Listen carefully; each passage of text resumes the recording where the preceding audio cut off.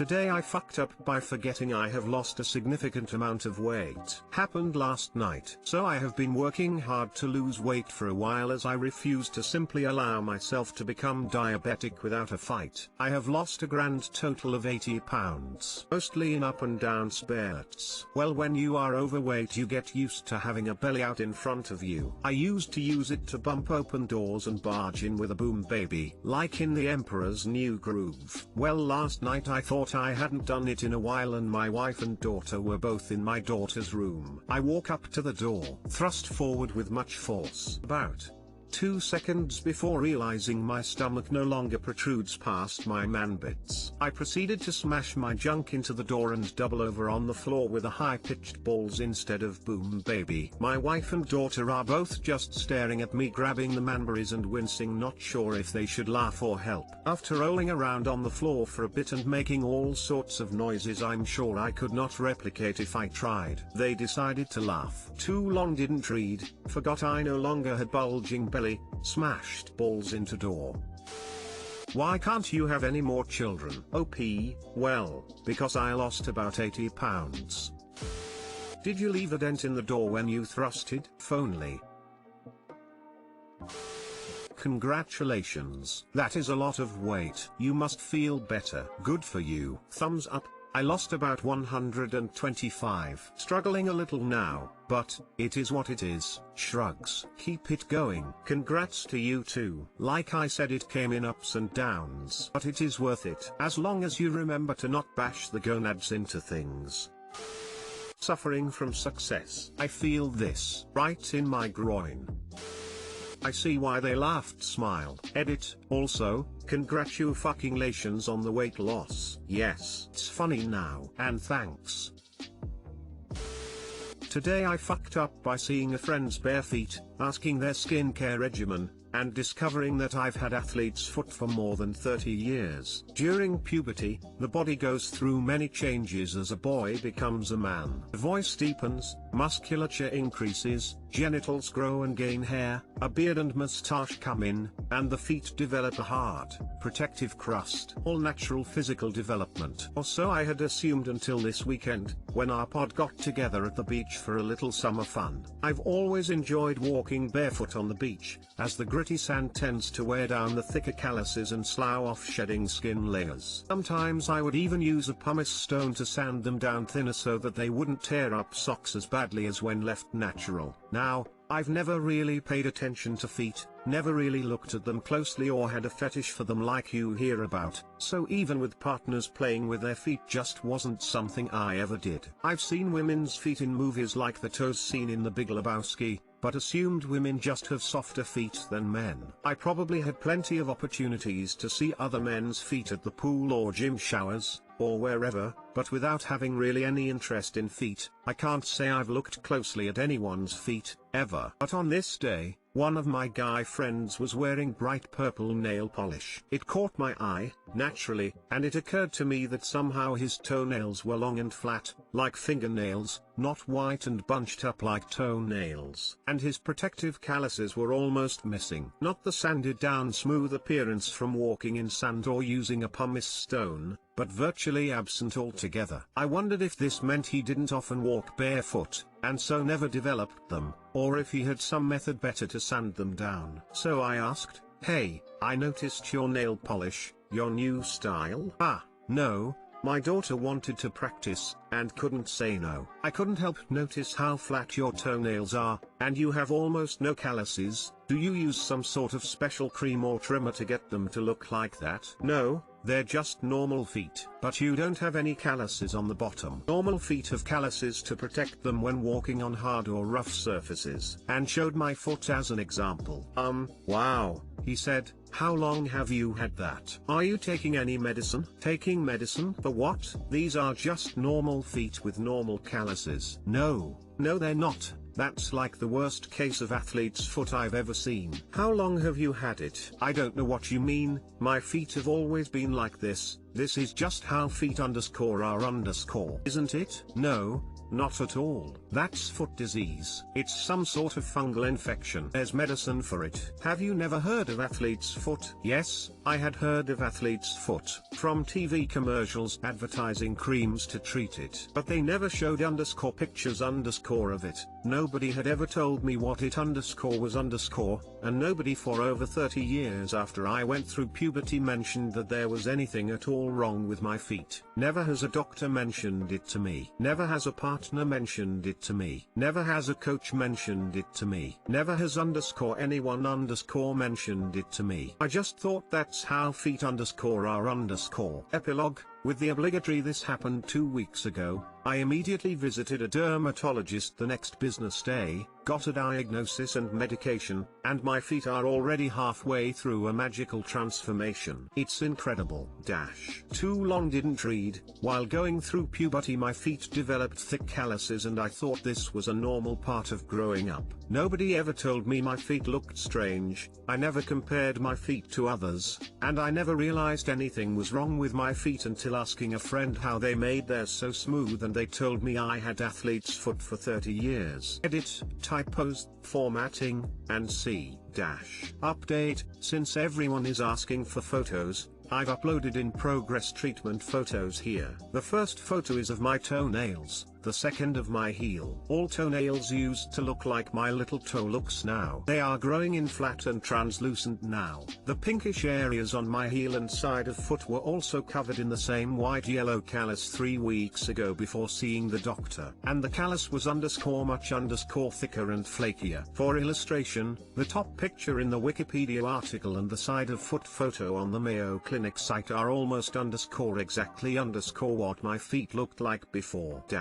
Update 2. The medicine prescribed was terbinafine, a prescription daily oral antifungal pill. It is apparently quite strong, requiring regular blood work to monitor liver function. The doctor expects it to take 6 months to be completely cured, including new toenails growing out cleanly. The doctor took skin samples and ran tests to confirm it is indeed athlete's foot, not other similar conditions people have mentioned. Note, this is apparently a very powerful medication which as noted can affect liver function, and many pharmacists and others have commented to note that people taking it are not supposed to take paracetamol/acetaminophen or drink alcohol during the treatment. Update 3. The kind Redditor/you/Bernie Arf wrote out a lengthy comment detailing a care regimen that mirrors a lot of the other good advice given in the various comment threads. Hopefully it helps.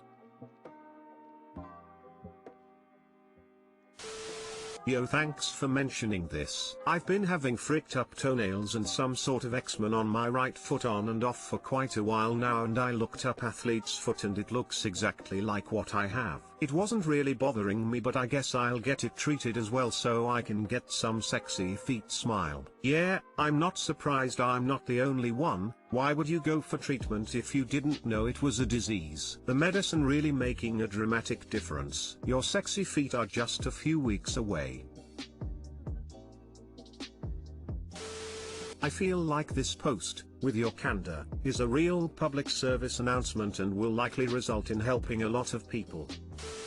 Dermatologist here. Some people do just have really thick skin on their feet, but also psoriasis and some genetic skin diseases will do that to soles and nails. Also, if you work on your feet like construction, farming, etc., you do need to build up calluses to protect the feet from all the micro traumas. If you work on your feet like construction, farming, etc., you do need to build up calluses. This is one of the reasons I assumed it was normal. As a teen I was an avid rider wearing boots often, and did construction gigs to pay my way through university. Really thought it was just part of growing up.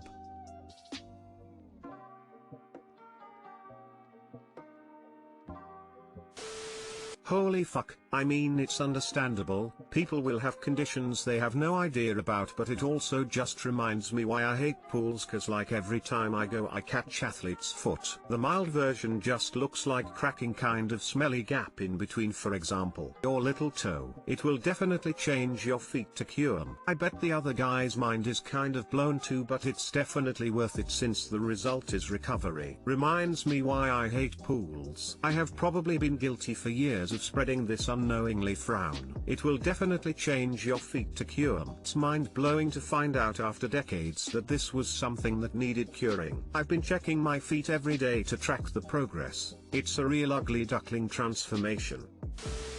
Today I fucked up by paying $75 for my gyno to tell me that my husband has a big penis. So this actually happened yesterday. I kept getting this puffy tender spot between my P and B after having sex. I, of course, went down a Google rabbit hole. Herpes, a cyst, hemorrhoid? It wasn't a pustule or clustered, so I was pretty sure it wasn't any of those things. It would start to shrink a little, then grow after particularly excessive days of intercourse. Just to be safe, I made an appointment with my gyno. She goes through all the basic questions before starting her poking and prodding. Eventually she stops, looks up at me and asks how often I am having intercourse. She raises her eyebrows when I say at least once a day. Hey, we are enjoying the early stages of marriage. Then she asks if we engage in rough sex, and again I say yes. Last, she tells me this can happen from engaging in rougher sex with a man who is eyebrow wag well endowed. My insurance had recently changed and I have been seeing her for a while, but she was now out of network. They chose not to tell me that over the phone before my appointment, but whatever. I had to pay out of pocket for the exam,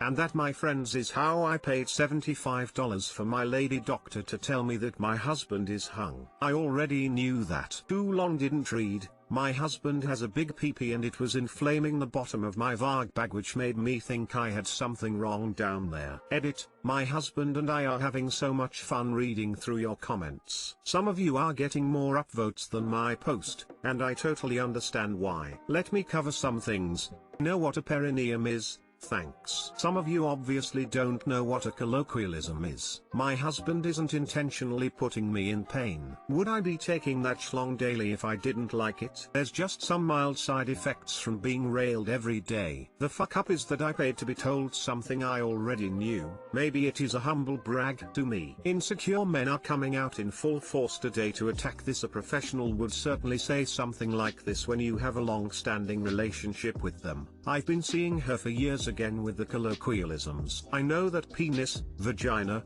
anus and perineum are the proper words. Also, please stop asking me to post pics or dimensions. In the words of Cash Doll, and I never tell a chick about the pipe I get, cause if she ever disrespect, I have to fight that bitch. You know that beef sticks so bomb. Seems like it was $75 well spent. Now you don't have to continue down the Google/WebMD rabbit hole. Today I fucked up by leaving my account logged in and letting my husband borrow my laptop. Everybody in here saying a doctor would never do that has never had a lasting relationship of any kind with a doctor. You're healthy as a horse, it's just. I'm fat. I was going to say you ate as much as 1-2, but yeah. Fat works. I notice you didn't bring your lists to our appointment today. Looks like your meds are kicking in. I will follow my doctor anywhere in the city. He has no chill when calling it like it is. If you can have that in writing and signed by the doctor, I'm sure your husband would pay twice that price and frame it.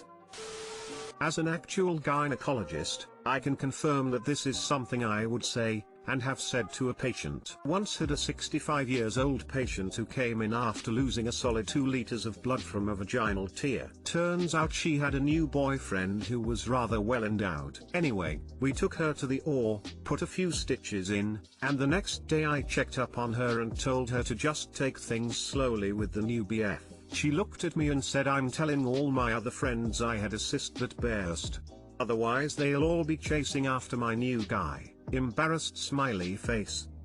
Holy cow, I didn't expect my comment to blow up like this. Embarrassed smiley face. In all seriousness, if you're having any kind of gyne problems, my advice is to talk to your gynecologist. I've had so many patients who are afraid to tell me what's really going on, and I try my best to normalize our conversations and make sure they feel comfortable asking questions about sex or birth control, etc. Sex ed in most countries is pretty lacking, and parents don't usually do much on that front either, so often your doctor is the best person to go to if you have questions. We can't answer every question, but I've never seen any of us get upset or uncomfortable when someone does ask us about something.